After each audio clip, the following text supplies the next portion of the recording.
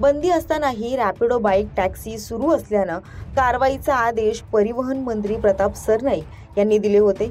मात्र असं असतानाच त्यांच्याच मुलाच्या पुढाकारानं होत असलेल्या प्रो गोविंदा लीगसाठी चक्क रॅपिडो कंपनीचीच स्पॉन्सरशिप घेण्यात आल्याचं आता समोर आलं आहे आणि यामुळे आता प्रताप सरनाईक यांच्यावर विरोधकांकडून टीका केली जात आहे। नेमकं प्रकरण काय आहे याविषयी सविस्तर या व्हिडिओच्या माध्यमातून जाणून घेऊयात। नमस्कार, आपण पाहताय लोकसत्ता लाईव्ह। त्याचं झालं असं की प्रताप सरनाईक यांनी विधिमंडळाच्या पावसाळी अधिवेशनाच्या काळात पुढाकार घेऊन रॅपिडो बाईक टॅक्सी बेकायदा धावत असल्याचं उघडकीस आणून गुन्हे दाखल केले होते। यासाठी स्वतः प्रताप सरनाईक यांनी वेगळ्या नावानं ही रॅपिडो बाईक टॅक्सी बुक केली होती आणि त्यानंतर मंत्रालयाजवळ या रॅपिडो चालकाला गाठून त्याला समज दिली होती। त्यानंतर या संपूर्ण घटनेची माहिती त्यांनी स्वतः आपल्या फेसबुक अकाउंटवरून दिली होती। देखो, ये आप लोगों के फायदे के लिए शासन ने बनाया है। मैं ट्रांसपोर्ट मिनिस्टर हूँ, तो हमने तुम लोगों के फायदे के लिए ही बनाया है। मगर ये आपकी जो कंपनी है वो इलीगल ऐप चालू कर रही है। गलत है। अभी आपके ऊपर गुना दाखिल किया तो चलेगा क्या? 20 रुपए का ऑर्डर मारते हैं, 10-20 रुपए का किधर है?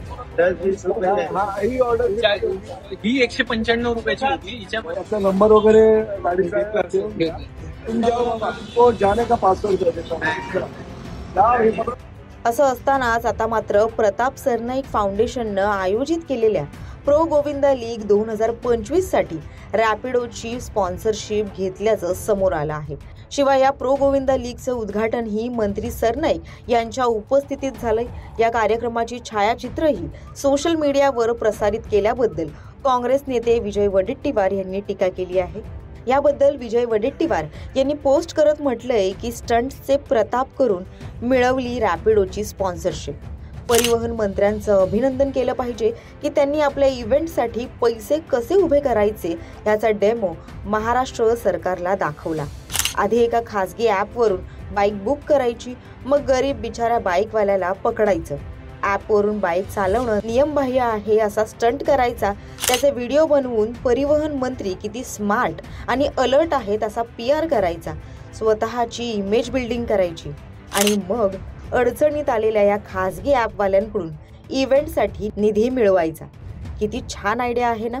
महाराष्ट्राच्या तिजोरीत खडखडाट असताना निधी कसा उभा करायचा याचा आदर्शच प्रतापी मंत्र्यांनी घालून दिला। इव्हेंटसाठी पैसे उभे करायचे असेल तर मंत्र्यांना काय करावं लागत आहे?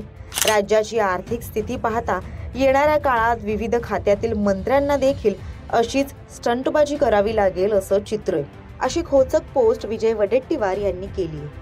यासह राष्ट्रवादी काँग्रेस शरद पवार गटाचे आमदार रोहित पवार यांनी देखील या संदर्भात सोशल मीडियावर पोस्ट केली आहे। त्यांनी म्हटलंय की परिवहन मंत्र्यांचा #डबल धमाका।